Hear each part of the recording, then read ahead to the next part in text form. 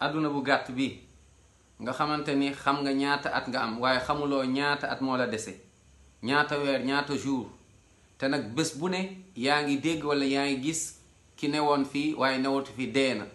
xamuloo nag yow kañ ngay dee te dee dina ñëw xamuloo fan la dee di fekk te dee dina ñëw dina la fekk waaye surtout xamuloo naka la dee di fekkee fam lay fekk kon fexeel mooy que ni ñett yi nga daal di góorgóorlu xam ko sax ci ba dee fekk la ci mooy sa borom nga xam ko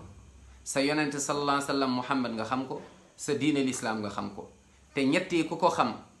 yàlla dalay may mujj bu rafet yàlla nañ ko yàlla may leeruk bàmmeel yàlla nañ ko yàlla may texe bés pénc waaye ku ko réere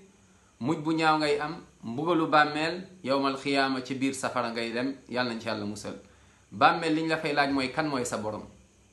li ñu la fay laaj mooy kan mooy muhammad sallallahu alayhi wa sallam duñ la fa laaj benn sëriñ duñ la fa laaj beneen nit kenn duñ la fa laaj kenn rek lañ lay laaj mooy ndax xam nga ko mooy muhammad sallallahu alayhi wa sallam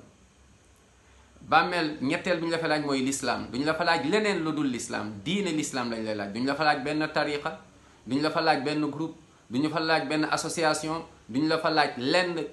rek lañ la fay laaj mooy lislaam kon ñett yi mooy kan mooy sa borom kan mooy sa yonent lan mooy sa diine mooy yàlla yonent bi sallallahu alayhi wa sallam lislaam fexeel yi nga xam ko nga sax ci bu la kenn nax ci sa diine ndax nga mën a dem aljanna mucc safara yàlla nañu yàlla musal safara dugal ñu aljanna amin ya rabbi